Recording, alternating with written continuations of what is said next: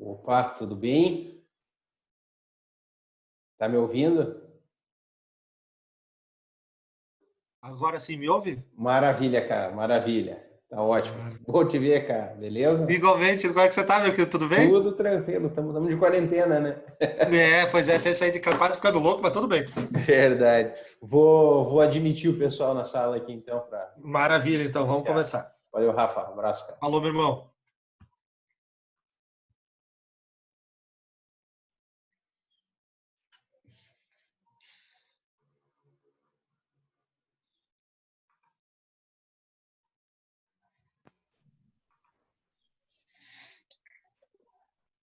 Aí, acho que já.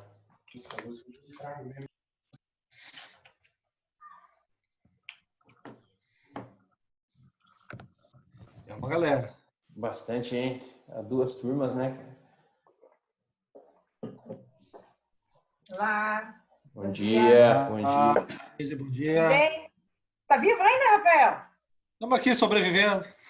Não te matei ontem de tanto deixar com vontade? Deus o livre, Deus o livre. O ponto, olha só, a moça faz banquete no final de semana e fica mandando foto. É triste. Você tá vendo, né, cara? É Aí, triste, é aí, triste. Só porque aí é ele ficou sofrido. falando que ele... E isso que meu vinho acabou. Como assim? Tem que encomendar mais. Vai ter que ir atrás de mais, né?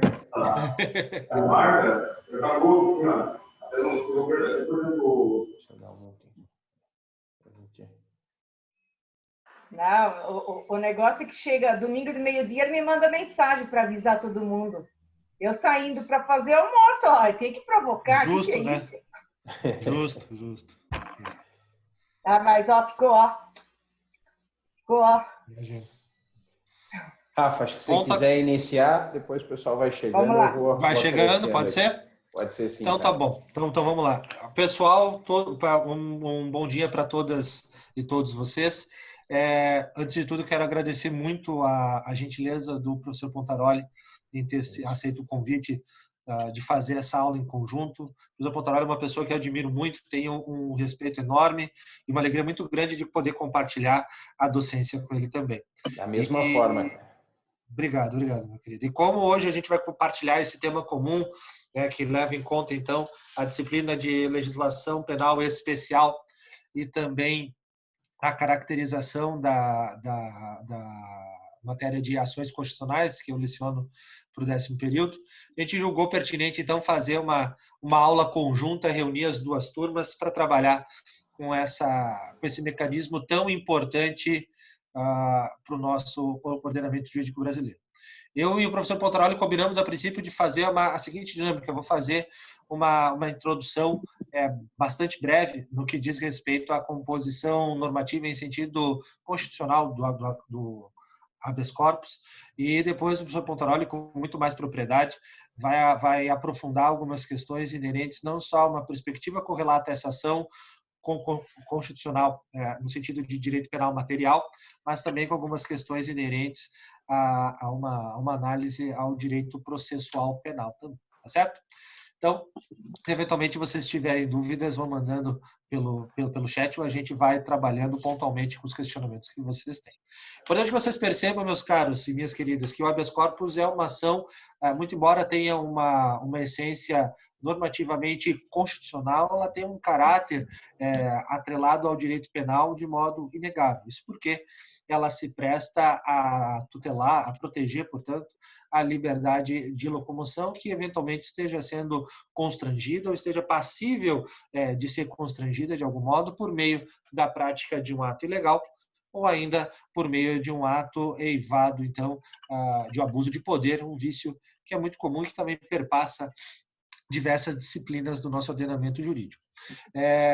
O habeas corpus ele tem uma origem histórica bastante longa, até por isso não vou me aprofundar tanto nesse ponto. É possível a gente identificar alguns de presença do habeas corpus desde do direito romano, mas há um ponto fundamental que acaba por se consolidar e que é oriundo justamente do direito inglês, que é reconhecido no próprio Habeas Corpus Act de 1679. Acho que a partir disso, com o início, aquilo que a gente poderia pensar 2 ou 3 séculos depois, com o início da modernidade propriamente dita, esse instituto acaba por ser desenvolvido ainda mais e entra na nossa ordem jurídica pátria, num primeiro momento, por meio do Código de Processo Criminal de 1832 e depois, efetivamente, na nossa Constituição Republicana de 1891. Isso é extremamente importante para que vocês percebam, então, que o habeas corpus é um instituto extremamente importante e que, a rigor, não é novo, seja na tradição jurídica do direito comparado,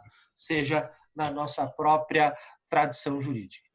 Quando a gente pensa no cenário normativo atual, inerente a essa ação constitucional, inerente ao habeas corpus, portanto, a gente consegue perceber uma regulação normativa tanto na Constituição Federal, no seu artigo 5º, inciso 68, que estabelece, então, a possibilidade de concessão de um determinado habeas corpus sempre quando alguém estiver sofrendo ou em vias de sofrer a possibilidade de constrição ou constrangimento na sua liberdade de locomoção. Para além disso, além dessa disposição do artigo 5º, é importante que vocês também percebam que o artigo 647 e seguintes do nosso Código de Processo Penal estabelecem também a possibilidade de regulação normativa para essa ação constitucional. Então, de modo essencial, nós temos dois pontos aqui de fundamentação normativa para essa ação. De um lado, a gente tem a possibilidade de regulamentação no artigo 5º da Constituição e de outro também voltado para a possibilidade de regulamentação no Código de Processo Penal a partir do artigo 647. Primeiro, então, a gente já pode começar a dar uma analisada. Claro, Bauser, os artigos são o artigo 5º, inciso 68 da Constituição Federal, tá? E, de outro lado, o artigo 647 e seguintes do Código de Processo Penal. Essas são as dois pontos mais fundamentais, pelo menos no primeiro instante, que a gente pode compreender sobre a fundamentação normativa do habeas corpus. Maravilha.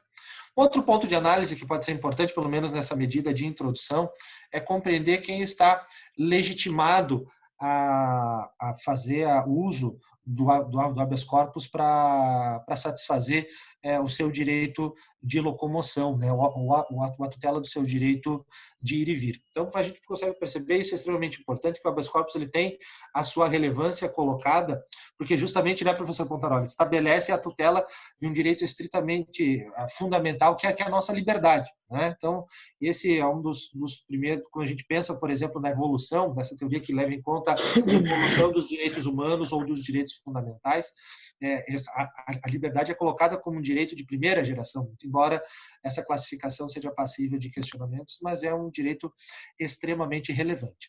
E dentro da nossa ordem jurídica, então, quem pode fazer uso dessa ação constitucional tão importante? Então, é possível tanto brasileiros como estrangeiros residentes, né, do nosso país ou que estejam no nosso país possam fazer uso do habeas corpus. Não é algo voltado, então, apenas para cidadãos brasileiros. Isso ficou assentado, inclusive, eu vou compartilhar no chat aqui com vocês, num julgado do Supremo Tribunal Federal, o habeas corpus 102.041, oriundo do Estado de São Paulo, onde se verificou a plena possibilidade de um estrangeiro poder fazer uso do habeas corpus dentro do nosso país, ainda que cidadão brasileiro não seja ele considerado. Isso é extremamente importante para que vocês percebam, né, a amplitude que a gente tem de utilização do habeas corpus em sentido geral. Passando para uma análise, e aí já vou encerrando talvez essa minha análise mais inicial, prefacial, para que depois o professor Pontaroli faça suas considerações e a gente possa, em conjunto, trocar algumas ideias também. É importante que vocês percebam que, justamente por contar com uma natureza jurídica de ação constitucional de caráter penal e dotada de um procedimento bastante especial, muito breve, sumário, a gente poderia dizer, o habeas corpus, por conta de uma disposição expressa do artigo 5º, inciso 77 da Constituição, o habeas corpus ele é isento de custas, né? Então, nenhuma pessoa interessada a impetrar um habeas corpus em benefício próprio ou em benefício de terceiro. Isso é uma questão de legitimidade que eu tenho certeza que o professor Pontaroli vai explorar também com maior clareza. É possível, então, que essa pessoa impetre o habeas corpus sem a necessidade de promover pagamento de custas em sentido prévio, portanto. Tá? Então, é importante que vocês percebam esse viés de aplicação clara e restrita do habeas corpus, independentemente do custeio de determinadas despesas processuais. Isso é importante, porque quando a gente pensa em ações constitucionais, as duas que vão ser muito comuns, me parece também, professor Pontaroli, daquilo que os nossos alunos vão compartilhar, talvez, no início da sua carreira jurídica, né? Seja se for atuar tanto no direito penal ou fora dele, mas as duas principais ações constitucionais que nós temos, né, diante de um cenário maior é o mandado de segurança e o habeas corpus. E o mandado de segurança, ele não vai ser contemplado com essa isenção de custas, né? A rigor, o inciso 77, artigo 5º da Constituição, afasta a cobrança de custas para duas ações constitucionais específicas, o habeas corpus e o habeas data. As demais, então, elas acabam por contar com uma cobrança maior de despesa processual, e no habeas corpus isso não é preservado, portanto. É importante que a gente tenha também em mente, e aí com isso eu encerro essa minha fala de introdução, para que a gente possa aprender mais com o professor Pontaroli e trocar algumas ideias também, é que se de um lado nós temos uma ampla possibilidade de utilização do habeas corpus no que diz respeito à sua legitimação ativa, uma legitimação especial que contempla o interesse próprio de uma pessoa ou ainda em benefício de um determinado terceiro, a ausência de exigência de uma capacidade postulatória específica, que é algo que vai ser mais aprofundado depois também, ou ainda uma ação constitucional que pode ser manejada tanto por um cidadão brasileiro como por estrangeiro que no nosso país esteja. É importante que vocês percebam que, muito embora a gente consiga colocar diversos pontos ou diversas definições nesse guarda-chuva muito grande que corresponde ao direito fundamental de liberdade, o habeas corpus se limita especificamente a esse direito.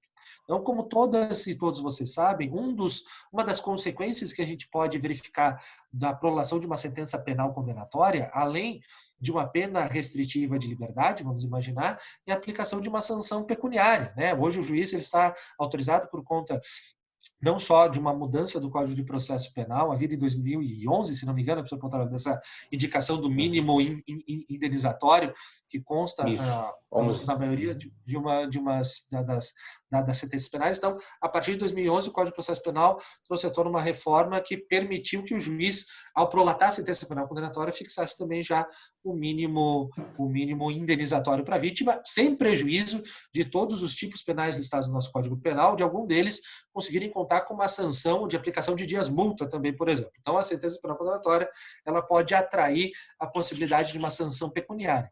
Poderia surgir uma dúvida. O habeas corpus ele pode ser destinado a discutir a dimensão dessa sanção pecuniária que decorre de uma sentença penal condenatória? A rigor, não. Isso é objeto de súmula do Supremo Tribunal Federal. A súmula 693 estabelece que não é possível, então, que uma determinada pessoa que impetre um habeas corpus busque, então, discutir a dimensão de uma sanção pecuniária ou uma sanção pecuniária que decorre de uma sentença penal condenatória. A ideia aqui é exatamente proteger esse direito essencial de liberdade, nesse sentido, não liberdade de expressão, não liberdade de manifestação de pensamento, mas sim uma liberdade de locomoção, uma liberdade de ir e vir. E isso também é o que vai ensejar uma particularização muito grande no que diz respeito à dimensão, que hoje a gente já reconhece, da possibilidade de uma responsabilidade penal da pessoa jurídica, por exemplo. Né? Então, esse detalhe de discussões do habeas corpus, melhor dizendo, não se prestar a debates de origem pecuniária atreladas a uma determinada sanção penal, pode limitar muito a utilização dessa ação constitucional quando estiver em jogo, vamos imaginar, na prática de um crime ambiental, a possibilidade de responsabilização de uma pessoa jurídica. Esses são os apontamentos iniciais de matiz constitucional, por assim dizer, que bem regulamentam a compreensão inicial do habeas corpus, uma ação constitucional de caráter penal e procedimento especial, que é isento de custas, que vem projetada no nosso ordenamento jurídico, tanto na Constituição Federal como no Código de Processo Penal, de modo bastante mais amplo, e que leva em conta também a possibilidade de que toda e qualquer pessoa, seja um cidadão brasileiro ou estrangeiro que no nosso país esteja, se valha dessa ação constitucional para tutelar o seu direito fundamental de liberdade. Num ponto de introdução, seria isso, professor Pontaroli. Vamos dar sequência, então. Beleza, obrigado, Rafael. Valeu, cara. Obrigado. Quero cumprimentar a todos. Bom dia. Quero agradecer o Rafael. Acho que é uma grande oportunidade, te parabenizar pela ideia de fazermos essa aula dupla. Sempre quis participar e assistir uma aula tua, estou tendo hoje a oportunidade, muito honrado de estar aqui conversando contigo, né, dialogando um pouco sobre o habeas corpus, ainda mais com duas turmas para as quais eu também leciono, então já nos conhecemos, né, já temos a oportunidade de um convívio semanal, mas tenho certeza que é um momento diferenciado, né? Ministrar uma aula dupla, eu acho que é algo que tanto você sempre quis fazer, eu também, eu acho que isso permite uma dinâmica melhor, às vezes no dia a dia, na correria da sala de aula, você conseguir organizar isso para um evento presencial, era mais difícil, mais complicado, talvez essa seja a contribuição desses instrumentos virtuais que a gente tem à nossa disposição, né? A gente consegue um lado positivo para tudo, né? Exatamente, reunir todo mundo num mesmo espaço, sem as dificuldades logísticas de fazer isso, de buscar, trazer, botar todo mundo numa mesma sala, sala grande, aquelas coisas que normalmente a gente sabe que existe dificuldade. Então é uma grande alegria a gente poder estar fazendo isso agora nesse ambiente virtual, e te agradeço pelo convite, Rafa. Obrigadão. Gratidão é minha. Uma honra para mim, tá bom? Minha admiração por você é mútua, como você colocou. Então, vamos junto aí desenvolver um pouco desse estudo do habeas corpus. Tá? E um estudo tão importante, um estudo tão fundamental, né, que é estudar essa ação constitucional. O pessoal gosta de dizer que o penalista gosta de puxar a sardinha para o seu lado, né? Mas aqui eu acho que todos vão concordar que talvez o habeas corpus seja a ação mais importante que nós temos no ordenamento jurídico, em todo o ordenamento jurídico. Por quê? Porque além de discutir, colocar em evidência a questão da liberdade, me parece que o habeas corpus é o instrumento originário que se volta contra o abuso de poder, que se volta contra o autoritarismo. O Rafa pincelou ali alguns aspectos de origem histórica do habeas corpus, e a essência do habeas corpus, muitos doutrinadores assim colocam, é a Magna Carta, né? Mostrando, vamos dizer, a ideia central de preservação da liberdade contra o poder. Depois, com uma repetição na Petition of Rights, os Habeas Corpus Act, né? As constituições, a inserção do habeas corpus, não como uma ação meramente de natureza processual, mas como uma ação de natureza constitucional, mostra isso. Eu acho que todos vocês, independentemente da área que forem escolher, num determinado momento, é capaz que vocês se deparem com o habeas corpus, né? Que vocês acabem impetrando um habeas corpus na vida profissional de vocês. Tenho certeza disso.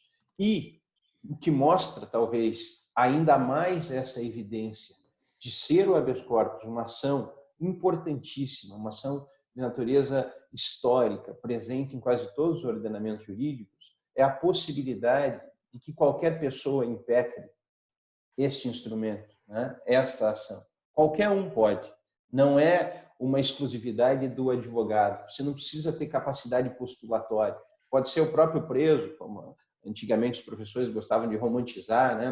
Num pacote de pão, num papel higiênico que ele encontra na sua cela. Hoje em dia não precisa chegar a esse ponto, né, Rafa? Porque tem ali as assessorias dentro dos presídios, mas historicamente sempre se colocou isso. Por quê? Porque é um instrumento que não precisa de forma, que não precisa de um meio específico, que qualquer um pode se utilizar. É a mais importante, mas não é exclusiva nossa, né? Não é exclusiva do advogado, mas o advogado tem que saber manejá-lo, o advogado tem que ter a precisão necessária para poder trabalhar com habeas corpus e garantir algo que é mais importante na vida da pessoa, que é efetivamente a sua liberdade. Eu vou abrir o material aqui, passar por alguns pontos, aí vocês vão me acompanhando e conseguem seguir de onde efetivamente eu estiver, tá bom? Então eu vou compartilhar aqui o material do Sway.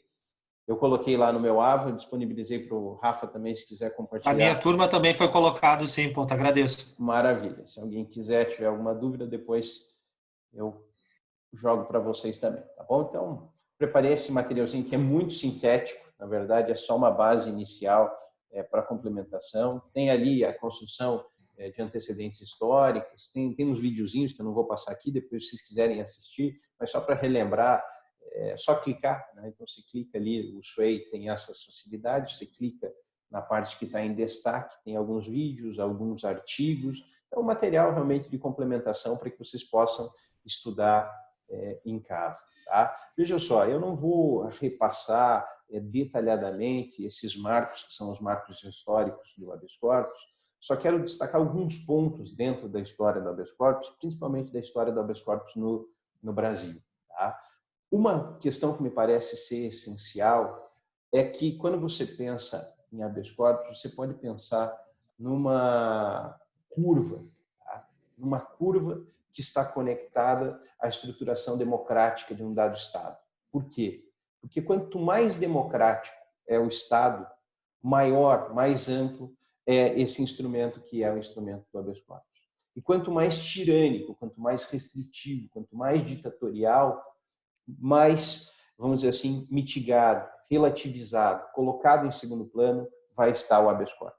É por isso que o seu surgimento histórico, a sua evidência histórica, se dá por meio de dois instrumentos na Inglaterra, que são Magna Carta e Petition of Rights. Momentos de conturbação histórica, momentos de luta, momentos em que há um abuso de poder daquele que detém os instrumentos de coercibilidade social, e aí se busca uma maior efetivação daqueles que estão colocados em um aspecto restritivo, de reagir e buscar a efetivação da liberdade. Eu vejo que o habeas corpus ele é um instrumento que vai nos permitir a medição da democracia de um determinado Estado. Acho que isso fica muito claro para mim quando se tem a leitura do ato institucional número 5. Né? O ato institucional número 5, que é aquele que dá fôlego para a ditadura militar, ele estabelece uma série de restrições à liberdade e, de uma forma clara, o que ele faz? Ele restringe a utilização do habeas corpus. Ele estabelece mecanismos que colocam o habeas corpus num segundo plano, que quase inviabilizam a utilização do habeas corpus. Então, você tem a ditadura, né, um período de tirania, um período de abuso de poder, colocando o habeas corpus em segundo plano. Quando você vem a Constituição de 88, você vê um resgate do habeas corpus, né? Um resgate do habeas corpus como uma efetivação da liberdade, uma efetivação ampla, uma efetivação quase que irrestrita para se discutir todo tipo de ataque, seja direto ou colateral à liberdade do indivíduo. Tá certo? Então, eu queria fazer essa inserção inicial. Diga lá, Rafa. Nesse ponto, até só por uma questão de complementação, essa leitura é extremamente importante que o professor Pontaroli fez, uma perspectiva histórica e funcional dessa ação na nossa ordem jurídica. São dois fatores que eu acho que podem contribuir bastante para a leitura dos nossos alunos hoje, conta principalmente pelo período que a gente está passando. Talvez um dado mais histórico. Mesmo antes até da instituição, do ato institucional número 5, o próprio Supremo Tribunal Federal já estava percebendo o grande aumento de restrição das possibilidades de uso dessa ação tão importante e buscava dar maior efetividade para ela na medida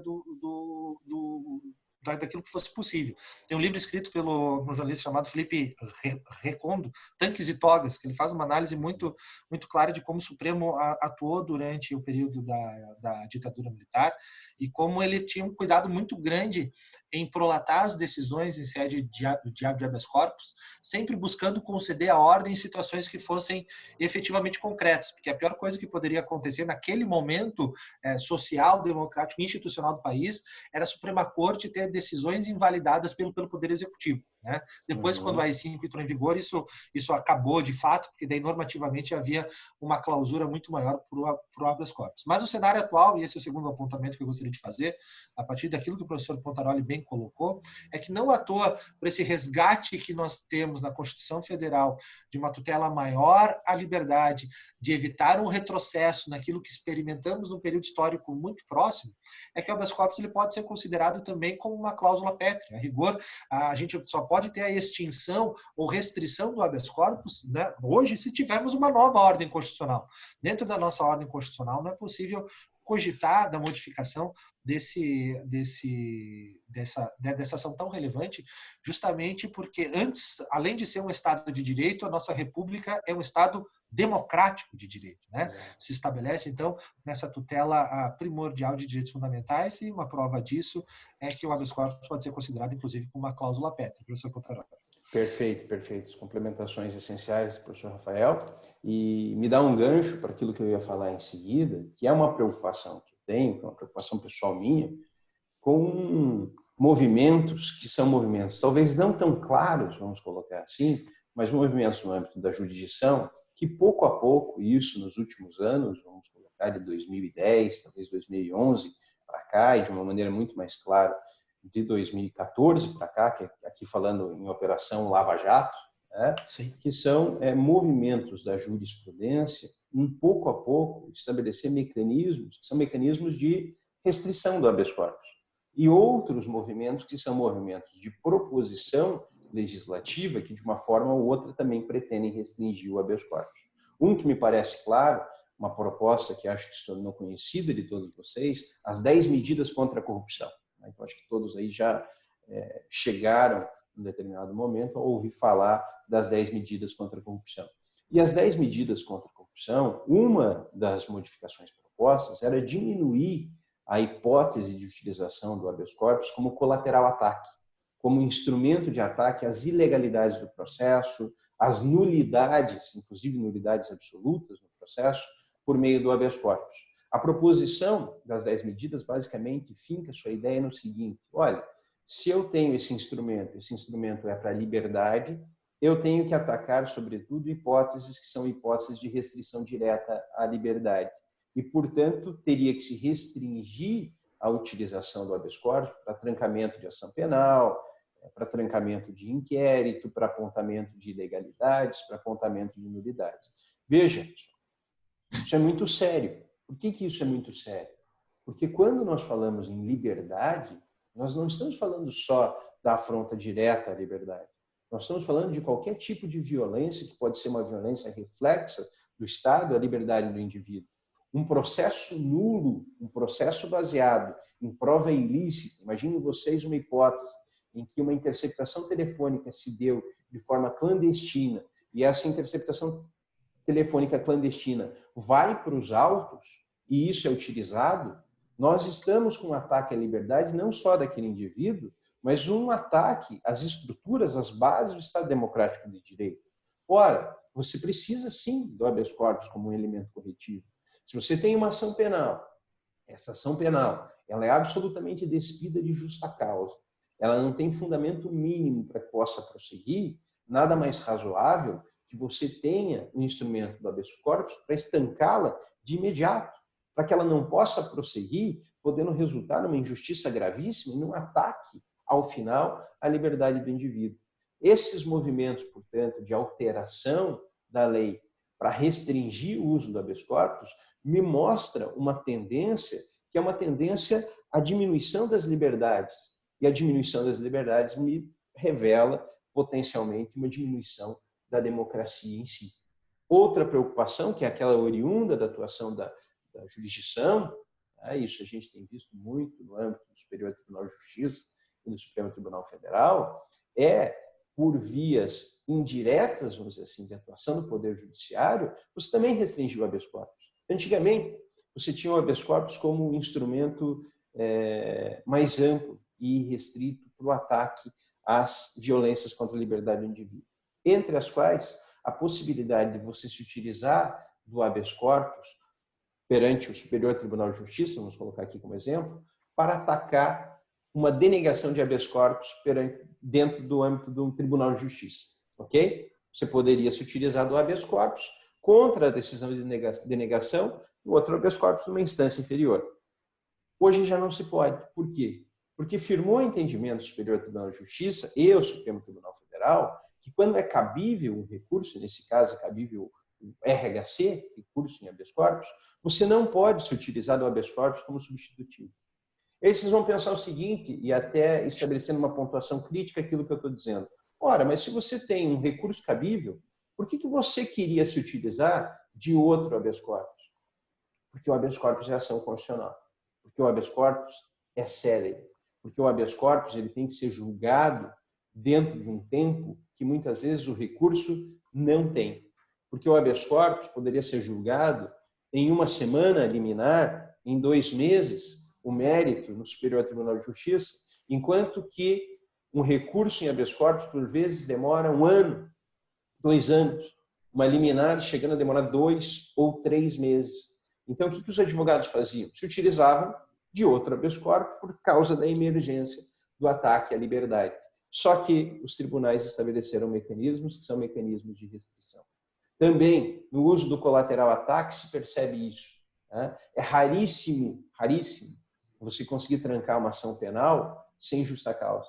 E, por vezes, você ataca essa ação penal sem justa causa perante um tribunal de justiça, perante um tribunal regional federal, e quando esse tribunal regional federal tranca, ou seja, você consegue muitas vezes o impossível, o Superior Tribunal de Justiça vem e reforma essa decisão, dizendo que há uma atuação que incide sobre o princípio do indúbio pro societário e que as questões devem ser construídas de uma maneira mais profunda em primeira instância e que o Tribunal de Justiça adentrou uma seara que não deveria entrar. Então, veja, você tem quase que uma impossibilidade hoje de fazer valer de uma maneira efetiva o habeas corpus enquanto um instrumento de ataque colateral, de ataque às nulidades, de ataque às ilegalidades. Isso é complicado, né? E torna preocupante a atuação do Poder Judiciário nesse sentido, porque de 15 anos para trás não era assim. Né? De 15 anos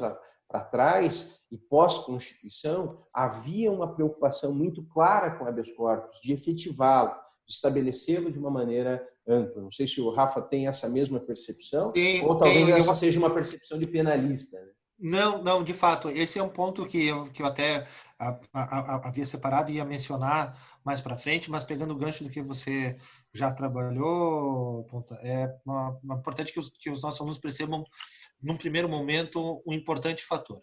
Quando a gente fala que o habeas corpus ele se destina à tutela da liberdade, esse conceito de liberdade ele pode ser dilatado tanto para questões materiais como para questões formais. É isso que o professor Pontaroli chama de colateral ataque, portanto. Né? Você pode ter um ataque imediato, vamos assim pensar, por meio do habeas corpus, quando você requer efetivamente a colocação em imediata liberdade de uma pessoa que, por exemplo, está sofrendo uma constrição indevida na sua liberdade por conta de um ato abusivo. Vamos pensar, nós vamos conversar sobre as diversas hipóteses de prisão, nós vamos pensar numa determinação de prisão temporária fora das hipóteses legais. Né? Isso é um ato jurisdicional, mas eivado de abuso de poder. Então, aqui nós teríamos um espaço, então, de um ataque direto, de um ataque fundamental, por meio do habeas corpus. Mas, de outro lado, a gente pode pensar também nesse colateral ataque, ou seja, é possível que o habeas corpus também seja o espaço para discutir questões formais dentro de uma determinada ação penal, vamos imaginar, como as condições para ação, a justa causa, a verificação do indício razoável de materialidade ou de autoria de uma determinada conduta delitiva, por assim dizer. E o habeas corpus pode ser um remédio possível para esse ponto. E é isso que entra em cena, então, essa expressão de trancamento da ação penal, ou seja, você tenta discutir, vamos imaginar, num momento, ações penais, como, por exemplo, os crimes contra a administração pública, contam com uma fase preliminar de defesa, né? Aquela resposta prévia, uma defesa preliminar, e só depois, então, que se venha a possibilidade efetiva de uma resposta à acusação quando a denúncia é recebida. Vamos imaginar que o juiz ignore completamente a inépcia da denúncia, ou a ausência de justa causa para ação penal, tudo isso pode ser discutido por meio de habeas corpus, porque, a rigor, essa ação penal pode levar a uma constrição mais imediata da liberdade de um determinado sujeito. É importante que vocês percebam, minhas queridas e queridos, que o habeas corpus tem essa frente dupla de batalha, por assim dizer, né, professor Pontarelli? Tanto de questões materiais e mais imediatas, mas questões formais também. E essas questões formais, principalmente, acabam por ser limitadas, de certo modo, pela nossa jurisprudência, principalmente no que diz respeito ao funcionamento dos nossos tribunais superiores. Embora ainda se consiga verificar em algumas situações pontuais a possibilidade do habeas corpus como substitutivo de um recurso de habeas corpus ou um recurso ordinário, por assim dizer, há uma restrição muito grande da incidência dessa ação constitucional, principalmente no que diz respeito ao Supremo Tribunal Federal e a dilatação de competência dele, né? Talvez isso seja uma das grandes razões para essa limitação a esse colateral ataque que o professor Pontarelli bem pontuou. Beleza, valeu, Rafa. Pessoal, antes de entrar nos aspectos mais técnicos do habeas corpus, estão fazendo algumas inserções de ordem de fundamentos e questões históricas. Eu quero destacar aqui para vocês, depois se quiserem fazer a leitura, me parece ser interessante, sobre a chamada doutrina brasileira do habeas corpus, até porque, num determinado período histórico, o habeas corpus teve, inclusive, uma amplitude maior do que se tem hoje. Estamos falando aqui da Constituição de 1891 e da doutrina que vem em seguinte, que é a chamada doutrina brasileira, desenvolvida sobretudo por Rui Barbosa, sobre a amplitude do habeas corpus. O habeas corpus, na Constituição de 1891, ele exercia, até o que me parece, um papel de habeas corpus mais mandado de segurança, um plus. Por quê? Porque ele se voltava para o ataque a todo tipo de abuso de poder e não só para atingir aqueles abusos de poder que eram abusos de poder contra a liberdade do indivíduo. É o que se extrai do conteúdo da Constituição de 1891 no seu artigo 72, parágrafo 22. Então, coloquei também um material de apoio para que vocês possam pesquisar como o Rui Barbosa desenvolveu essa teorização estabelecida numa doutrina brasileira, utilizando, inclusive, o habeas corpus para garantir a sua liberdade de fala, a sua liberdade de manifestação do pensamento em um determinado momento em que ele queria se propor a falar algo no Congresso brasileiro e estava havendo algum tipo de restrição. Então, o artigo 72, parágrafo 22, diz o seguinte: dar-se-á habeas corpus sempre que o indivíduo sofrer ou se achar em iminente perigo de sofrer violência ou coação por ilegalidade ou abuso de poder. Então, veja a amplitude realmente desta que foi a doutrina brasileira. Peguei um trecho curto aqui de uma fala do habeas corpus que reflete, do Rui Barbosa, que reflete exatamente no que consistia o habeas corpus a partir desta Constituição específica. Dizia ele que não se fala em prisão, não se fala em constrangimentos corporais, fala-se amplamente, indeterminadamente, absolutamente, em coação e violência, de modo que, onde quer que surja, onde quer que se manifeste a violência ou coação, por um desses meios, aí está estabelecido o caso constitucional do habeas corpus. Então, é a raiz, vamos dizer também, a gênese do que posteriormente veio a ser o mandado de segurança, mostrando que o indivíduo ele tem que ter elementos contra todo tipo de abuso do Estado, contra todo tipo de ilegalidade que seja levada a cabo pelo Estado, além daquelas que são ataques claros à liberdade do indivíduo. Veja que, neste momento, o habeas corpus tinha, inclusive, uma amplitude maior e uma amplitude que não se tinha visto antes em nenhum lugar do mundo.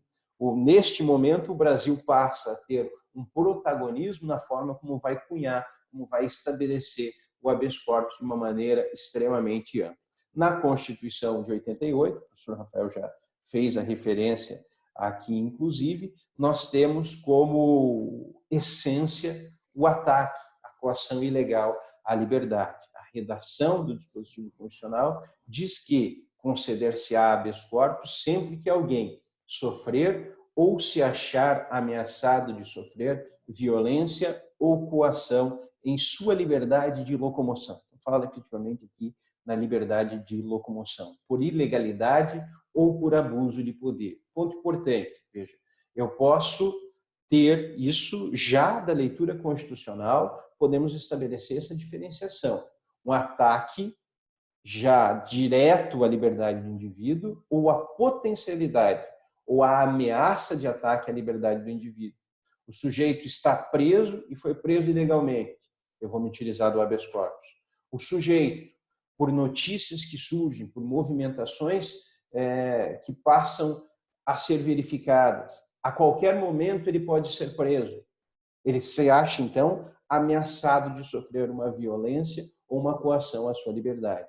Também há aqui a possibilidade de habeas corpus. Ou seja, o habeas corpus ele pode ser, de um lado, liberatório ou satisfativo, quando a coação, quando a ilegalidade já aconteceu, ou, de outro lado, ele pode ser um habeas corpus preventivo, quando a coação, a ilegalidade está na iminência de acontecer. Um grande exemplo aqui, para que vocês tenham em mente essa distinção, se dá com relação às famigeradas CPIs, né, professor? As comissões parlamentares de inquérito. Em determinado momento histórico, as comissões parlamentares de inquérito, até para fazer valer aquela ideia de ferver na mídia, de mostrar a sua atuação, de querer justificar a sua própria existência, fazia toda uma espetacularização e prendia as pessoas que iriam lá prestar os seus depoimentos. Inclusive aquelas pessoas que, sabendo que poderiam ser atingidas por aquela investigação, invocavam o direito constitucional ao silêncio, né? Invocavam a possibilidade de não terem que se autoincriminar, evitar o nemo tenetur sed tegere, né? Queriam garantir o direito de não produzir prova contra si próprio. Aquilo que nós vemos no aviso de Miranda, nos Estados Unidos, né? Tem aí a grande repercussão de estudo também para o direito constitucional, o professor Rafael bem sabe. E esse direito ao silêncio na CPI muitas vezes não era respeitado. De que maneira? Falava-se, não, surge você está aqui como testemunha e a testemunha não pode calar, a testemunha não pode silenciar sob pena de estar desobedecendo às ordens da CPI ou sob pena de estar implicando em falso testemunho, porque uma testemunha não pode silenciar. E, para dar cabo àquele espetáculo, prendia-se a pessoa em flagrante, né, dentro daquela estrutura de descumprimento ou de falso testemunho criada naquele ambiente. E muita gente entrava solta e saía presa. E essa era uma regra geral. Agora imagine você que você é o próximo a depor. Você foi chamado na CPI e você não quer falar, porque você sabe que na realidade você não é testemunha, na realidade você é investigado. E se você não falar, você sai de lá preso. O que você faz? Você impetra um habeas corpus, para que, através desse habeas corpus, te seja garantido o exercício ao direito constitucional em silêncio e que a CPI não tenha poderes, então, para te prender. Veja, a coação ilegal ela não aconteceu ainda, mas existe a ameaça. Os antecedentes concretos, os elementos concretos apontam que se você for lá, se reservar o silêncio, você vai ser preso. Então, você impetra um habeas corpus, concede aquilo que nós chamamos de salvo-conduto, ok? Quando você vai ser solto, quando você tem um ataque à liberdade, você busca um alvará de soltura, ok? Quando você quer evitar uma prisão ilegal, você busca um salvo-conduto, ou seja, o habeas corpus liberatório satisfativo, você quer um alvará de soltura. Quando você entra com habeas corpus preventivo, você busca um salvo-conduto. Você impetra aquele habeas corpus, vai com o teu salvo-conduto, e na hora que vão te prender na CPI, você mostra. Aqui não, eu já tenho uma concessão de uma decisão judicial que garante a minha liberdade. Esse é um apontamento bastante importante, pessoal, porque além de compreender essas duas possibilidades de caracterização do habeas corpus como um todo, né, numa medida mais satisfativa, por assim dizer, quando a gente pensa numa constrição de liberdade já realizada, mas também numa medida preventiva, é importante que vocês não tenham dúvidas de quais são os elementos que vocês podem se valer, por exemplo, quando necessitarem da impetração de um habeas corpus preventivo. A gente mencionou antes a possibilidade de se buscar, por meio dessa ação extremamente relevante, o trancamento de uma ação penal, tendo como exemplo, como base, um sujeito que já estava respondendo a uma ação penal. Ali nós temos, então, situações mais formais que permitiriam imaginar que aquele sujeito realmente está prestes a sofrer uma limitação indevida ou abusiva no seu direito de liberdade de locomoção. Agora, é possível também se valer no plano prático, no início da carreira jurídica de vocês.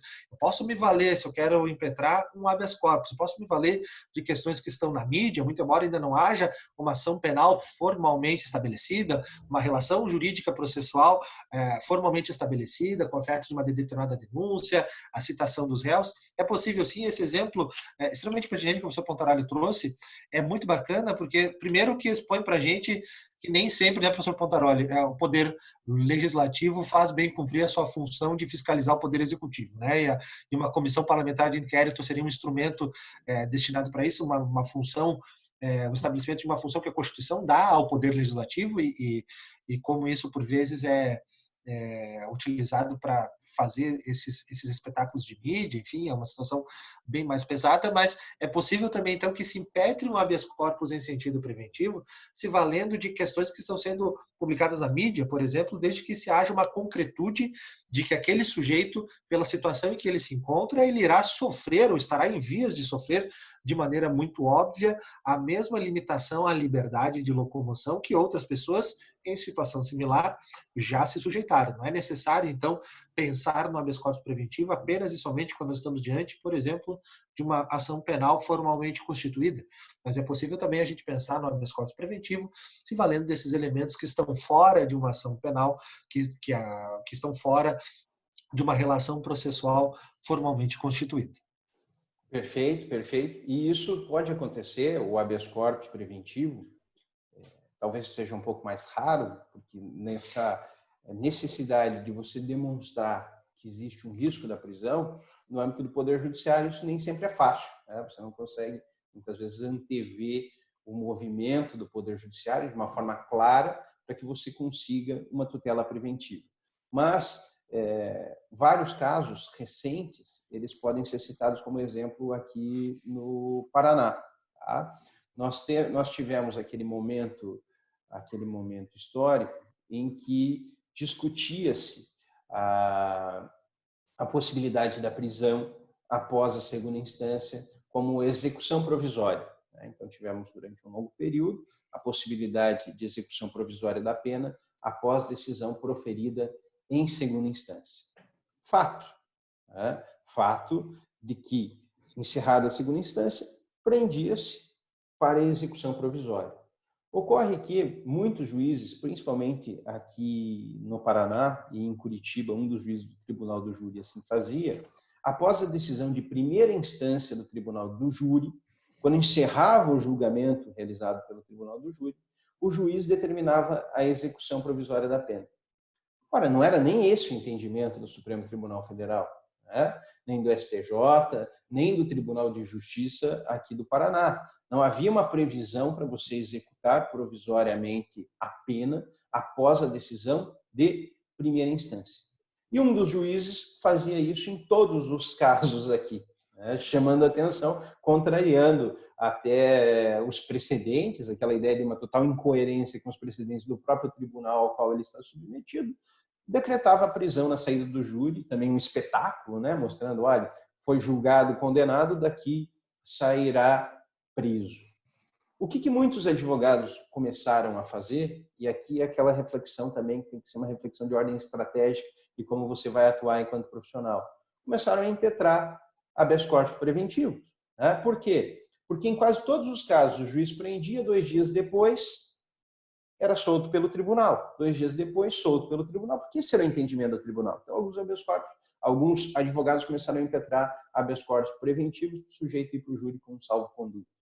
Olha o que o juiz passou a fazer, Rafa. Ao invés de executar provisoriamente a pena, ele passou, então, com o salvo-conduto, a decretar prisões preventivas na saída do júri para quebrar o salvo-conduto que se dava contra a execução provisória. E a prisão preventiva, depois, era muito mais difícil de você derrubar, né? Porque ela tem fundamentos próprios e tem razões próprias. Então, o que depois disso passaram a fazer? Não vou entrar com habeas corpus preventivo, porque senão ele vai decretar um outro tipo de prisão, uma outra modalidade de prisão com outros fundamentos, e depois eu não vou conseguir. E o satisfativo funcionava bem. Por que o satisfativo funcionava bem? Porque estava ilegal aquela ordem, aquela coação, já que o tribunal tinha entendimento em sentido contrário. É aquela ideia do Alexandre Moraes da Rosa, que fala que o processo penal teoria dos jogos, né? Utiliza a análise de teoria dos jogos do processo penal. Então, você tem que ver exatamente o que compensa você fazer, porque por mais que pareça ser interessante e justo nesse caso, um habeas corpus buscando um salvo-conduto preventivo, na prática ele resultava no efeito, que é o efeito contrário. O Thiago até mandou ali uma pergunta, né? Na mídia seria passível se vislumbrar da possibilidade de prisão. Se você tem as notícias e tudo mais, isso enseja um habeas corpus preventivo, pode ser que sim, com certeza é uma possibilidade. Diga lá. Mas isso é um... Opa.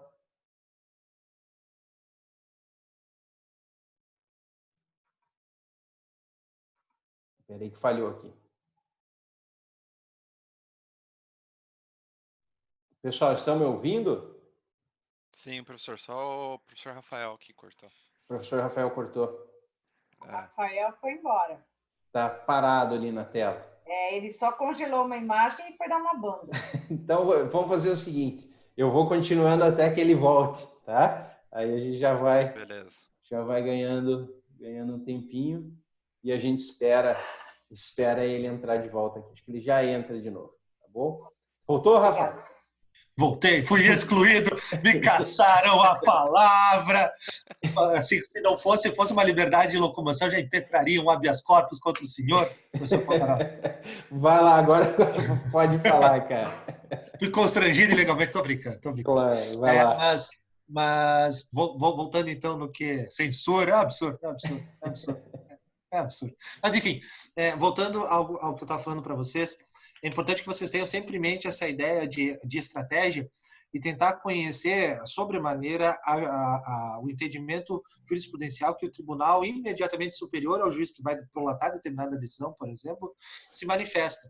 Nesse caso, como o professor Pontaroli bem colocou, evidente que talvez tivesse preenchimento de todas as possibilidades inerentes à colocação de habeas corpus preventivo.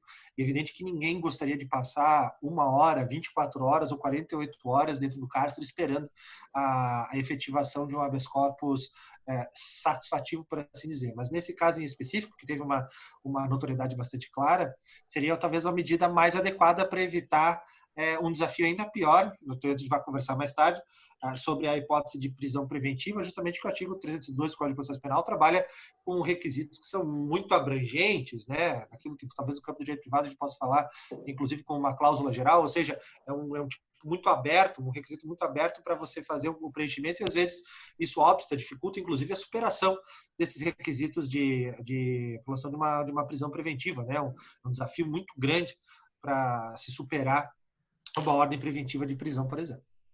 Maravilha, Rafa.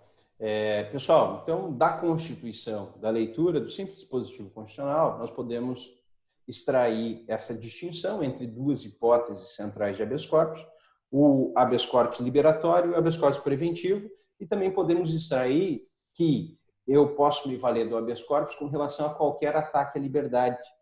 Ou seja, esse ataque pode ser por parte do Estado, mas também pode ser por particulares. Tá? Depois a gente fala um pouquinho desse ataque à liberdade por particulares, que tem algumas pontuações interessantes para se fazer aqui, mas daí no segundo momento a gente fala dele. Tá? Eu quero ingressar agora nas hipóteses de cabimento de acordo com o Código de Processo Penal. Okay?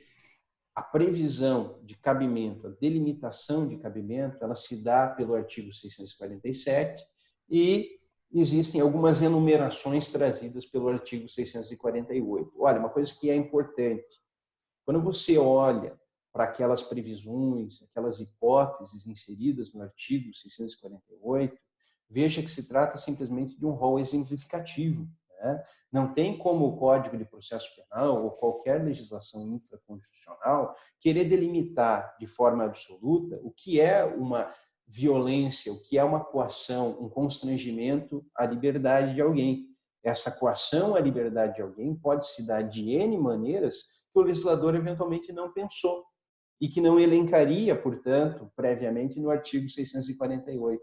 O que faz o artigo 648 é um mapeamento de hipóteses em que caberia a impetração do habeas corpus, sem excluir jamais qualquer outra. Okay? Então, quando a gente faz a leitura do artigo 648, nós não podemos lê-lo como uma estrutura restritiva de hipóteses de cabimento, simplesmente exemplificativa. Tá? Pelo 647, nós podemos perceber que o habeas corpus ele serve, portanto, para atacar a violência ou coação ilegal à liberdade de ir e vir, né? Existindo uma restrição a casos de punição disciplinar, mas isso já está sendo revisto, inclusive, no âmbito do próprio Supremo Tribunal Federal, e ele pode ser liberatório e preventivo. Ademais, como disse para vocês, e das hipóteses inseridas no 648, vocês vão encontrar a possibilidade de ataque à coação direta ou à coação indireta, ok? Primeira hipótese, e vou agora falar um pouco mais desses pontos específicos, portanto, do cabimento do habeas corpus.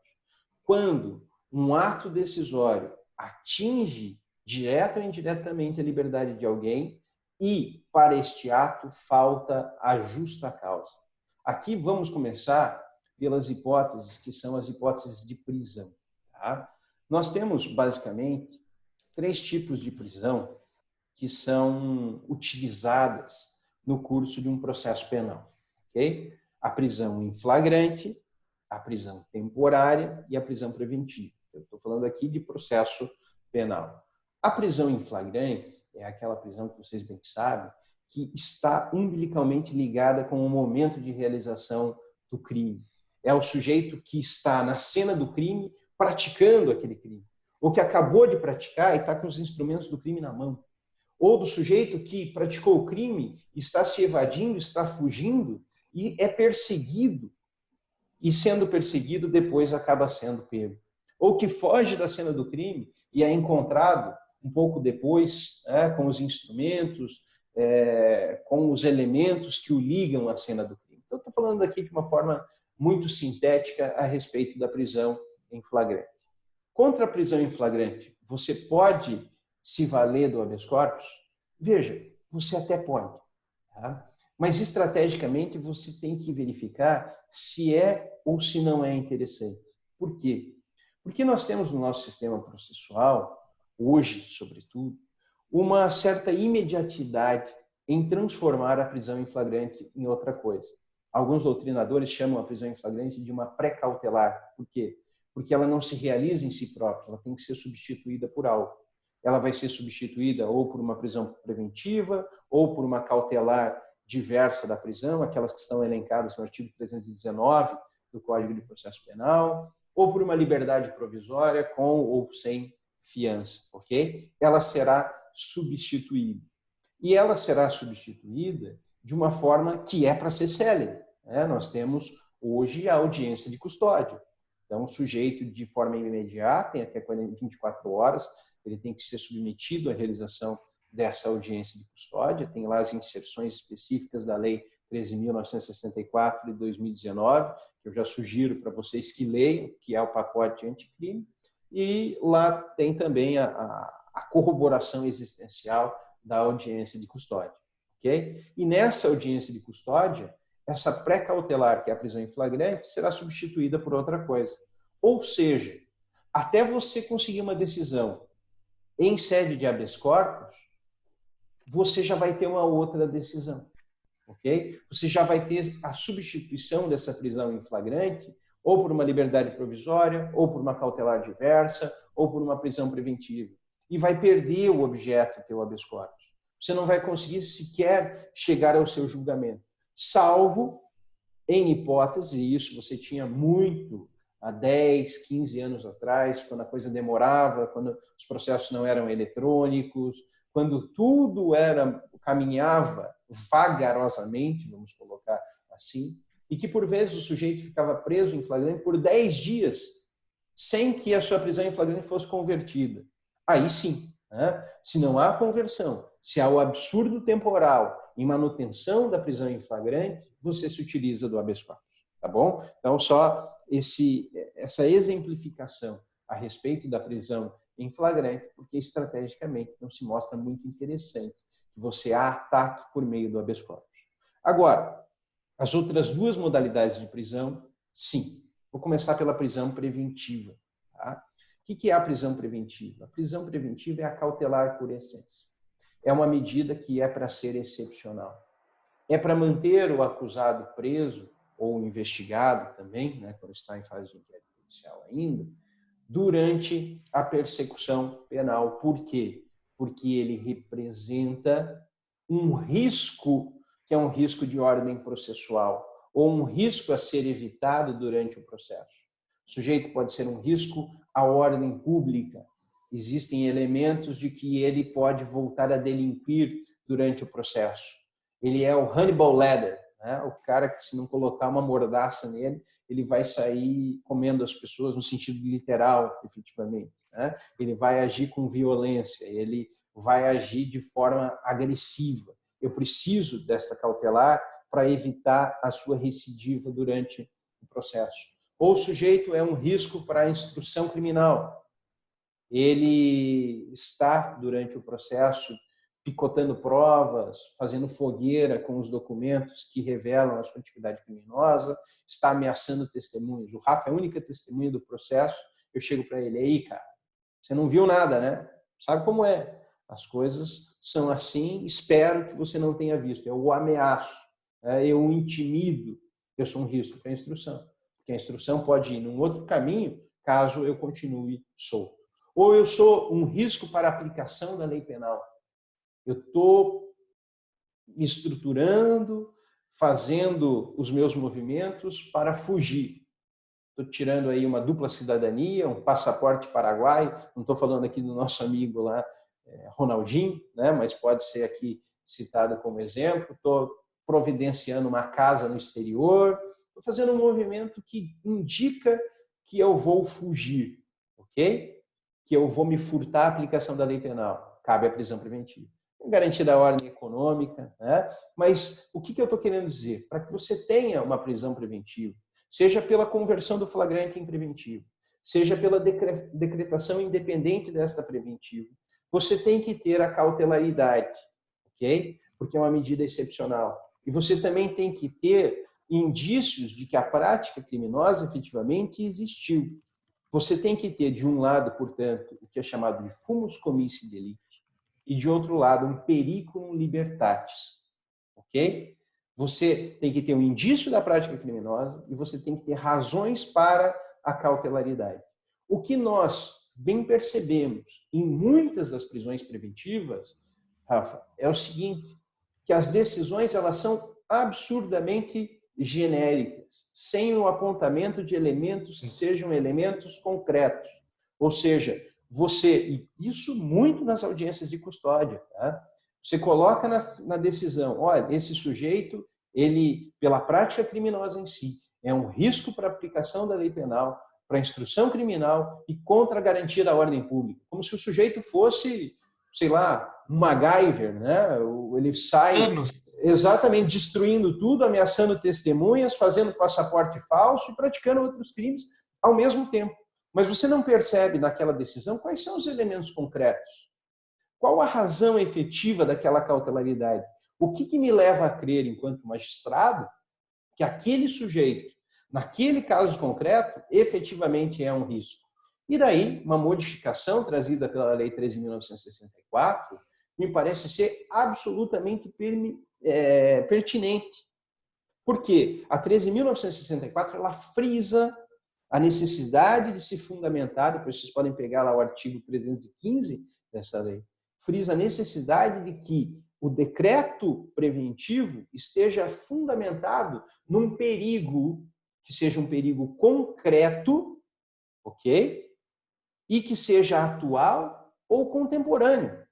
Não adianta eu fazer ilações, não adianta eu fazer conjecturas de que aquele sujeito é um risco para o que quer que seja, sem eu demonstrar quais são os elementos contemporâneos, que tenham a sua atualidade e que sejam reveladores da necessidade da prisão preventiva. Por que isso é importante? Porque quando eu elenco esses elementos para prisão preventiva, seja o fumus commis delicti, seja o periculum libertatis, eu tenho que ter anotado isso na decisão, porque é a sua razão de existência, é a sua justa causa.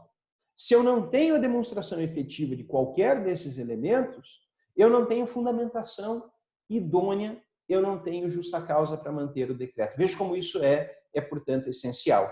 Né? Veja como você encontra isso na jurisdição, a necessidade de uma contemporaneidade dos fatos que justifiquem a medida, a necessidade de você trazer apontamentos concretos e não conceitos jurídicos vagos e abstratos. Por muito tempo se utilizou, e ainda se utiliza, infelizmente, conceitos vagos e abstratos como quais? Como repercussão do fato. Repercussão do fato. Né? A impressão social a respeito do fato. Veja, como é que eu sou um risco para garantir a ordem pública, um risco de recidiva, um perigo concreto a partir da impressão que terceiros têm a respeito do fato. Então, é absolutamente inapropriado. E são conceitos que ainda se mantêm e que justificam, portanto, a impetração do habeas corpus. Né? Outro elemento.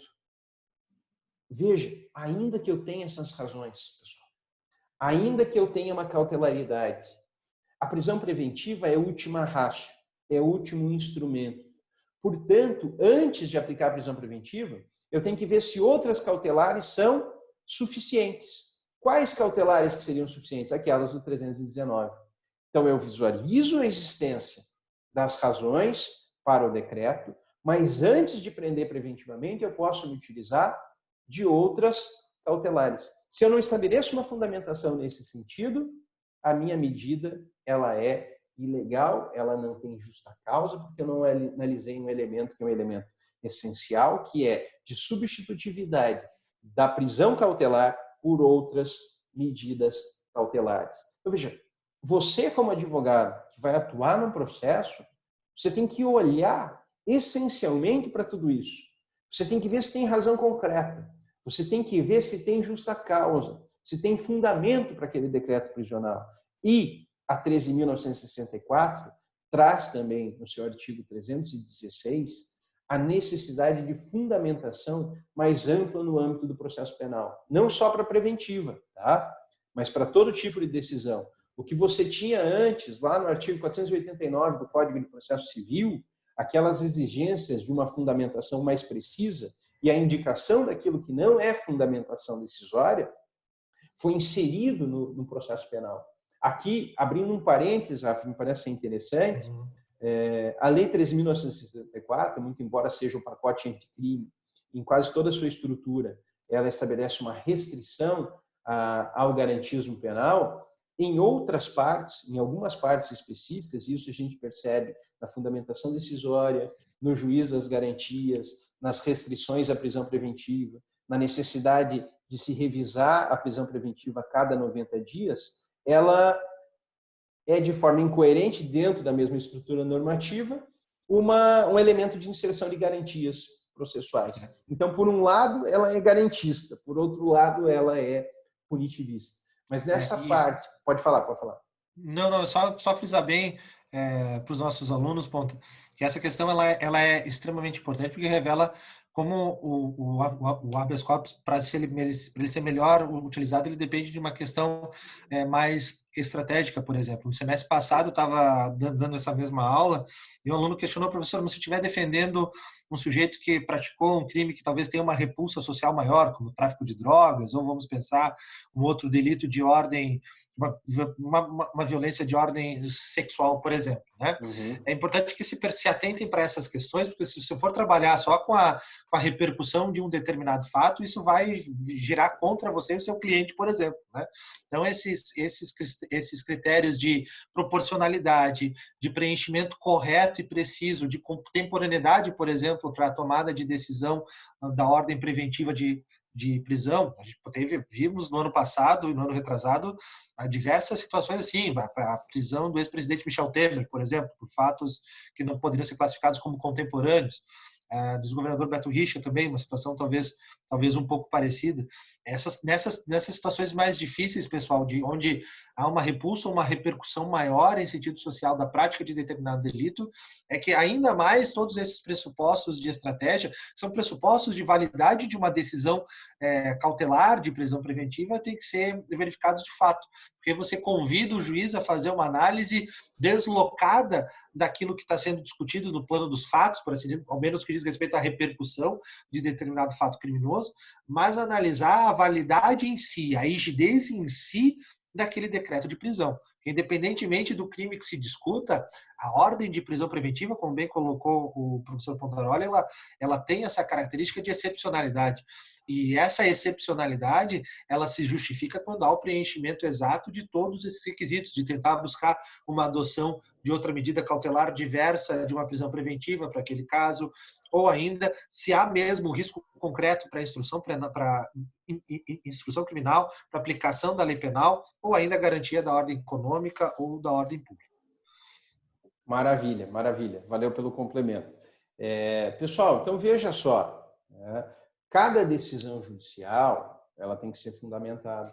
E se essa decisão, direta ou indiretamente, atingir a liberdade do indivíduo, portanto, você pode se valer do habeas corpus. No caso da prisão preventiva, você tem o habeas corpus por excelência, né? É quase que contra a prisão preventiva que você vai ter um manejo de 80%, 90% dos habeas corpus, porque justamente é a forma de ataque mais clara à liberdade do indivíduo. Tá? Nós temos uma outra modalidade de prisão, que também é uma modalidade importante, que tem as suas repercussões no processual penal, que é a chamada prisão temporária. Tá? Ela é regulada na Lei 7.960 de 1989. Ela é uma prisão essencialmente para fins investigativos, criticada já por isso, né? Criticada por sua essência. Ela é cabível com relação a alguns crimes específicos, então depois peguem a 7.960, não vou ser exaustivo aqui, mas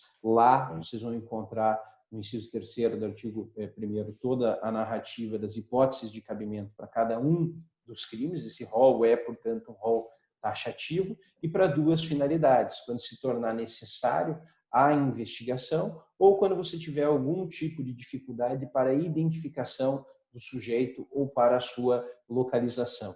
Alguns dizem que isso é absurdo, concordo, porque você se utiliza de uma prisão muito similar àquilo que se tinha na época da ditadura, que é uma prisão para averiguação.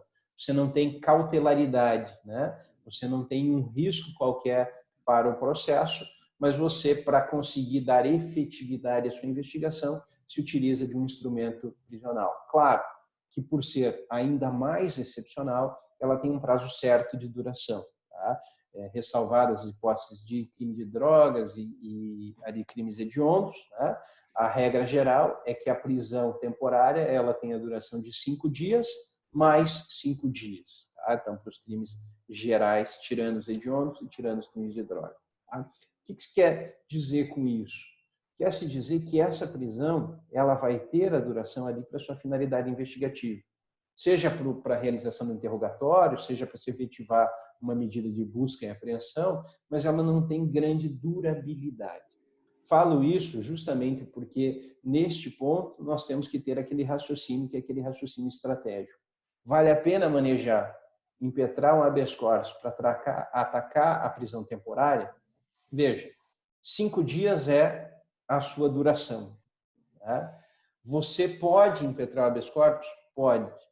A liminar será julgada antes de 5 dias? Provavelmente sim. Hoje sim, né? Há 5 anos atrás, não. Você julgava em 6, 7 dias uma liminar. Hoje sim. O que torna o habeas corpus um instrumento útil. Mas, o Rafa talvez tenha até alguns elementos estatísticos para me dizer, é muito difícil você quebrar uma prisão temporária pelo seu curto prazo de duração. Meio que o tribunal lava as mãos, né? No seguinte sentido, não. São só 5 dias, estou aqui no 4º dia para decidir a sua liminar, amanhã já vence. E, portanto, em 90% dos casos, você tem indeferimento, não concessão de ordem liminarmente com relação a habeas corpus, atacando prisão temporária. Por vezes, é interessante você atacar a prisão temporária na própria instância de sua determinação. Mas se me perguntarem, é cabível? Quando ilegal, você pode atacá-la? Efetivamente, sim, você pode atacar a prisão temporária, mas nem sempre me parece ser um caminho mais útil pela reflexão sobre estatísticas decisórias, né? São poucos os casos em que você consegue revogar uma prisão temporária por meio de habeas corpus, principalmente em outros tribunais da federação. Eu dou aula em pós no Rio de Janeiro e lá eu perguntei quanto tempo para conceder uma liminar aqui? Demora em média 40 dias. Eu, poxa, 40 dias, né? Aí eu falei, vocês usam habeas corpus contra a prisão temporária?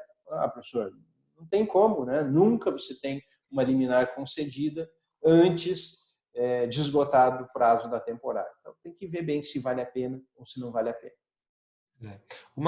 Pelo menos aqui no Tribunal de Justiça do Estado do Paraná, Pontaroli e pessoal, tanto das câmaras cíveis quanto nas câmaras criminais. Nas câmaras cíveis, as análises monocráticas, por óbvio, né, dos desembargadores vinculados a elas, para questões liminares não ultrapassa, são raras as situações que ultrapassam 2 ou 3 dias.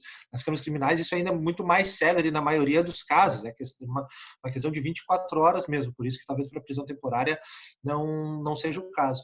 Mas tem uma questão para compartilhar só, Pontaroli, não sei também se você percebe isso na prática jurisdicional hoje, mas eu me recordo de uma ação penal que eu acabei participando na defesa de um determinado réu, que é crimes contra a administração pública, houve uma investigação prévia muito grande, esteada basicamente em interceptações telefônicas.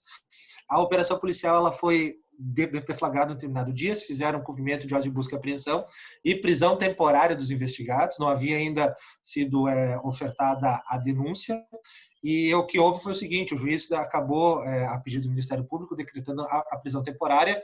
Houve aquele cálculo preciso do tempo prorrogável, a denúncia foi ofertada logo depois, ela foi recebida no mesmo dia e o juiz acabou por converter essa prisão temporária numa prisão preventiva. Não sei se você, na tua prática profissional, vê ainda essa tática, né, do lado negro da força, por assim dizer, de conversão da prisão temporária em prisão preventiva e desse cômputo aproximado do prazo da prisão temporária para já se ofertar uma denúncia, porque aí vai se esgotar a validade da prisão temporária e aí já no bojo dessa ação penal se determinar a prisão preventiva. Isso tem acontecido muito ainda ou não? Com certeza, né? Voltando àquela ideia de uma teorização dos jogos no âmbito do processo penal, é o que basicamente se faz.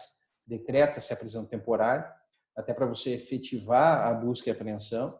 Aí busca-se novos elementos a partir daquilo que foi colhido na busca e apreensão, daquilo que constou das falas no interrogatório, né, de eventuais testemunhas que forem ouvidas durante esse período dos 10 dias. Aí vem, na maioria dos casos, a denúncia dentro desse período, a narrativa, vamos colocar aqui entre aspas, de fatos novos decorrentes daquelas provas que foram coletadas, e a partir disso converte-se a prisão temporária em prisão preventiva. Esgota o prazo da prisão temporária e aí vem o decreto da preventiva. Talvez uma razão a mais, vamos dizer assim, para você aguardar. Por quê? Porque depois você vai ter que atacar aquele decreto preventivo de qualquer maneira, né? E muitas vezes você até quebra a prisão temporária, vamos colocar assim. Você quebra a prisão temporária, um dia o sujeito foi solto, no dia seguinte ele vai preso porque vem um decreto que é um decreto preventivo. E às vezes você tem uma denegação no tribunal para reflexão estratégica aqui com todos, essa denegação ela pode ser vista como um aval, como uma carta branca para que o magistrado de primeira instância decrete a prisão preventiva. Ele vai, o tribunal está vendo com bons olhos, está percebendo com bons olhos aquele decreto prisional, portanto, eu não vou ter dificuldade alguma para decretar uma prisão preventiva. Mas tudo aqui é uma reflexão de ordem estratégica, porque estratégico todos vocês vão ter que ser quando atuarem profissionalmente, né? Então, me parece ser interessante fazer também essas inserções. Claro que, essencialmente, objetivamente, né, se você tem uma falta de justa causa para o ato, em essência você pode atacá-lo. É o que diz, inclusive, o primeiro inciso do 648. E me parece que ele acaba vinculando todos os demais, porque quando você tem todas as outras hipóteses, são hipóteses que são hipóteses reveladoras de ausência de justa causa, né? Elementos que acabam atacando a justa causa. Então, falar em falta de justa causa me parece ser o ponto essencial para colocar a hipótese central de cabimento do habeas corpus. E veja, ponto que acho que a gente já passou para vocês, mas que deve ser ressaltado. Não é só com relação à prisão. Imaginem vocês um processo ou um inquérito absolutamente infundado. Uma denúncia sem nenhuma justa causa, e essa denúncia sem nenhuma justa causa é recebida pelo magistrado e vai dar início à persecução penal. Você pode se valer do habeas corpus? Pode. Até porque não existe recurso. O pessoal que já estudou recurso comigo sabe disso. A decisão que recebe a denúncia ou a queixa, ela não é passível de recurso. Então, você pode se utilizar do habeas corpus quando ela for absolutamente carente de justa causa? Pode. Por quê, professor? Vocês podem se perguntar. Pelo seguinte, por mais que não esteja havendo naquele momento uma coação à tua liberdade, aquela falta de justa causa para aquele ato processual poderá, ao final, redundar numa condenação, redundar numa instrução indevida, redundar em uma série de atingimentos futuros à tua liberdade, que você pode estancá-los de imediato. Veja que não se está falando aqui de uma modalidade de habeas corpus preventivo. O habeas corpus é satisfativo. Por quê? Porque o ato coator já existiu. Qual é o ato coator? O recebimento da denúncia. Tá? E agora, de uma maneira mais clara, com a Lei 13.964, pode-se fazer isso com relação ao inquérito. Por quê? Porque lá no artigo 3º, em uma das suas alíneas, né, a 3A, 3B, 3C, lá em um dos dispositivos que insere o juiz das garantias, disse que uma das funções do juiz das garantias é trancar o inquérito sem justa causa. Ou seja, se não há uma determinação nesse sentido, se você mantém em curso o inquérito sem justa causa, você pode se valer do habeas corpus para trancar o inquérito?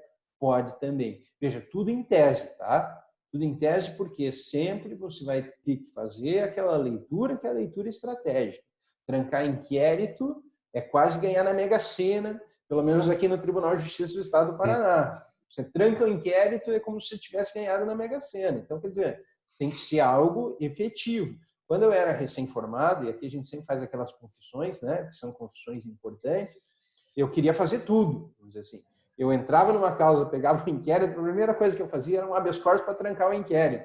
Era a única coisa que dava para fazer, né? A defesa não tem grande participação no inquérito. Não, vamos trancar e 5, 6 habeas corpus para tudo que você imagina. Por quê? Porque aquela ânsia de quem está começando a atuar, né? Aquela vontade de trabalhar, de fazer e de acontecer. E depois eu vi, não, peraí, não está sendo visto isso com bons olhos, né? Porque eu estou querendo trancar todos os meus inquéritos e isso efetivamente não é possível. Então tem que se fazer também uma leitura que é uma leitura estratégica. E todos os outros dispositivos, que são dispositivos em sequência, né, falam também em falta de justa causa. Excesso de prazo. Se eu me excedo no prazo de uma prisão, se eu me excedo num prazo de um processo, ou seja, não observo a razoabilidade de duração desse processo, eu vou ter que me valer de um habeas corpus. Percebe? A prisão preventiva, alguns me dirão, ela não tem prazo. Não tem. Mas ela tem que ser razoável, né? Eu tenho que observar um princípio da proporcionalidade. Eu tenho que ver se aquela prisão preventiva ela não vai ser mais onerosa do que uma eventual condenação. Eu tenho que ver quem está dando causa para aquela duração irrazoável do processo. E também, por inserção da 13.964, nós temos que a cada 90 dias agora, a cada 90 dias, o magistrado terá que rever a necessidade de manutenção da prisão. Ele não está estabelecendo um prazo de duração para a prisão, mas ele está fazendo com que o magistrado reavalie a necessidade daquele édito prisional. Por quê? E uma das hipóteses do Código de Processo é essa. Quando não mais existirem as hipóteses de cabimento, quando aquele ato já se tornar desnecessário o ato prisional, você também tem que ter a concessão do habeas corpus. Então, vejo mais uma inserção interessante na legislação, que é essa necessidade de se rever a prisão preventiva a cada 90 dias. E ali as outras hipóteses, né? Extinção da punibilidade e tudo mais. Estou falando agora de uma forma sintética, porque eu acabo falando bastante, eu vejo que o nosso tempo já está indo para o seu final. Diga lá, Rafa, você ia falar? Não, meu querido, não. É só esses apontamentos são bastante importantes. Talvez o pessoal que goste mais de estudar direito penal ou que já fez estágio nessa prática, enfim, já deve ter se deparado com situações que envolvem excesso de prazo, principalmente no que diz respeito à prisão preventiva. Então, esse é um critério de razoabilidade que tem que ser levado em conta mesmo e pode ser uma fundamentação bastante pertinente no momento de se impetrar um habeas corpus diante de uma situação dessa, né? Sem sombra de dúvida.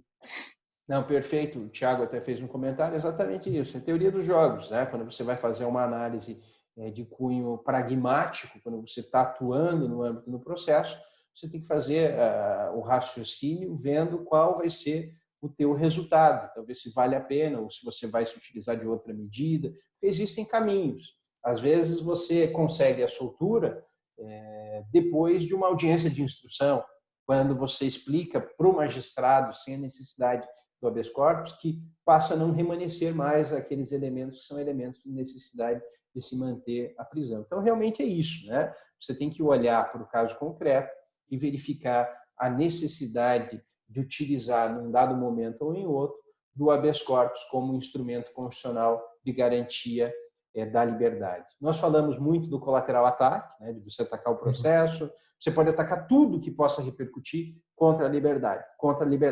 Por exemplo, uma interceptação telefônica ilícita durante o inquérito que embasa uma denúncia. Você pode trancar aquele processo embasado na prova ilícita por meio de habeas corpus?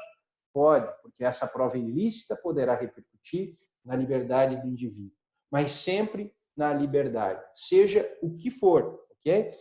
Um cerceamento de defesa, não foram ouvidas testemunhas que deveriam ser ouvidas. Posso me valer de um habeas corpus?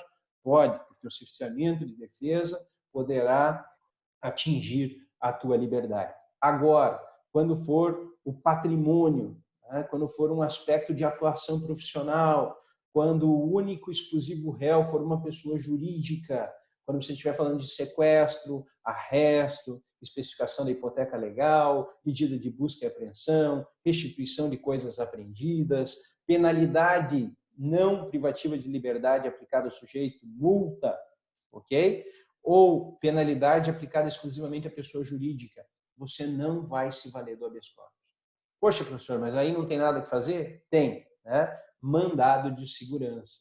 Aí essas outras coações ilegais vai fazer com que você se utilize de mandado de segurança. Tá? Esse é um ponto, fazer aquele pleonasmo agora, esse é um ponta, que eu acho que é importante mencionar, como é interessante fazer essa junção de, mesmo dentro de uma situação inerente ao processo penal, se valer algumas circunstâncias de mandado de segurança, porque justamente vai ser uma resposta, já que o Supremo Tribunal Federal tem, por exemplo, já uma série de julgados que limitam a possibilidade de utilização de habeas corpus para responsabilização penal de pessoa jurídica, ou mesmo o atingimento indireto dos sócios que representam, os representantes legais de uma determinada pessoa jurídica, e havendo, né, levando em conta essas particularidades que marcam muito o sistema recursal dentro do processo penal, nada impede que um ato praticado dentro de um determinado processo seja considerado, pelo juiz, por óbvio, né, seja considerado como ato coator, e assim sendo, a gente tenha pelo menos essa satisfação que a Lei 12.016 de 2009, que é a Lei de Registro e Mandado de Segurança, estabelece a possibilidade de impetração em paralelo também desse mandado de segurança a partir de uma prática judicial levada a efeito dentro de uma ação penal, dentro do processo penal. Perfeito, perfeito. Pessoal, eu só queria sugerir também para vocês, ali no item 9 do material, tem algumas teses, que é sempre bom a gente verificar como que os tribunais estão decidindo os vários pontos a respeito do habeas corpus, e o Superior Tribunal de Justiça ele sempre elenca uma série de teses que ele pega os seus julgados, então depois, se tiverem curiosidade, deem uma olhada ali. Em outro momento, a gente pode falar também, de uma maneira mais aprofundada, do trâmite, dos aspectos burocráticos, né, de tramitação do habeas corpus, mas não é nada muito complexo, é relativamente simples o manejo do habeas corpus. Você impetra, você normalmente pede a concessão de uma decisão liminar, né, porque ele é urgente. Após essa concessão liminar ou não, via de regra, o julgador pede informações para a autoridade coatora, essas informações são prestadas, passa-se para uma fase de parecer do Ministério Público, via de regra atuante em segundo grau, parecer da Procuradoria, e depois o feito urgentemente é levado a julgamento no âmbito do colegiado. O advogado pode ir lá, fazer a sua sustentação oral, né, expor verbalmente as razões da impetração e ele será julgado. O recurso cabível, quando a decisão é proferida em segunda instância, é o recurso em habeas corpus, que é uma forma de recurso ordinário, que não pode ser substituído por outro habeas corpus, ok? Não posso utilizar um outro habeas corpus como substitutivo. Se eu o fizer hoje em dia, esse habeas corpus substitutivo não será conhecido, mas, parênteses, ele pode ser conhecido de ofício. Veja, interessantíssimo isso, porque no habeas corpus você sempre ataca ilegalidade, violação normativa, afronta a lei. Então, as matérias que você vai colocar no habeas corpus, via de regra, elas são matérias de ordem pública. Então, via de regra, esse habeas corpus que não será conhecido formalmente, poderá, se ele tiver fundamento, ser conhecido de ofício. Ou seja, se for absolutamente clara a tua tese, né?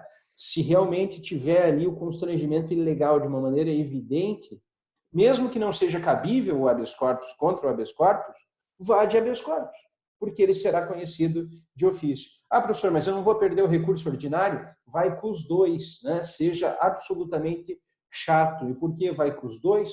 Porque o habeas corpus vai ser julgado primeiro, tá bom? Esse é um ponto só pessoal, para deixar bem claro dois fatores. Essa discussão inerente à admissibilidade ou não do habeas corpus substitutivo de um recurso ordinário em habeas corpus é algo que pode ser analisado também pela própria Constituição Federal. Diz respeito aos artigos 102 e 105 da Constituição, que tratam de maneira respectiva tanto da competência do Supremo Tribunal Federal para julgamento de habeas corpus, né, de decisões que em tese seriam oriundas de tribunais superiores. Então, há um dispositivo no artigo 102, inciso 1, a linha I, que estabelece uma viabilidade de discussão nesse mesmo cenário, e também no artigo 105 da Constituição, que regulamenta a competência do Superior Tribunal de Justiça para julgamento de habeas corpus por igual. Há essa limitação, mas há uma possibilidade de se bater, e por isso que o professor Pontaroli está extremamente correto em dizer que há a possibilidade de se fazer um manejo em conjunto do recurso ordinário e do habeas corpus também. Não só porque o habeas corpus pode ser conhecido de ofício, mas também, professor Pontaroli, me corrija se eu estiver falando besteira, mas o juiz, ele também, ou quem estiver julgando esse habeas corpus, ele pode conceder a ordem por um fundamento diferente daquele que foi postulado pela própria parte impetrante, com remix esse, né? Ou seja, de se estabelecer, por exemplo, se não for o caso, vamos imaginar de ausência de justa causa para um decreto preventivo de prisão, mas de ofício é possível que se verifique um excesso de prazo, por exemplo. Então, o juiz pode julgar independentemente da tese formalmente vinculada nas razões de um habeas corpus, por exemplo. Não, perfeito, perfeito. É exatamente esse o raciocínio que o professor Rafael trouxe, né? E as questões de nulidade absoluta, as grandes afrontas à ordem pública, elas podem ser reconhecidas pelo magistrado independentemente de provocação. Então, outras teses que não foram elencadas, mas que sejam justificantes da concessão da liberdade do indivíduo, podem ser consideradas independentemente de constarem no bojo do habeas corpus. Exatamente isso. E levando em consideração aqui a abertura de forma, né, no seguinte sentido. Sim, com certeza. O próprio preso ele pode impetrar o habeas corpus, ele não conhece as razões jurídicas, os fundamentos jurídicos que ele tem que linkar. Então, o magistrado que vai julgar pode ir além disso. Exatamente. Só até para arrematar essa mesma questão, para dúvida que um colega nos trouxe, ponto. Como funciona a aplicação prática desse termo do habeas corpus ser levado em mesa. Isso. A rigor, isso se dá pelo seguinte: geralmente, dentro de um tribunal, todos os atos são levados para julgamento, dependem da designação para uma sessão de julgamento.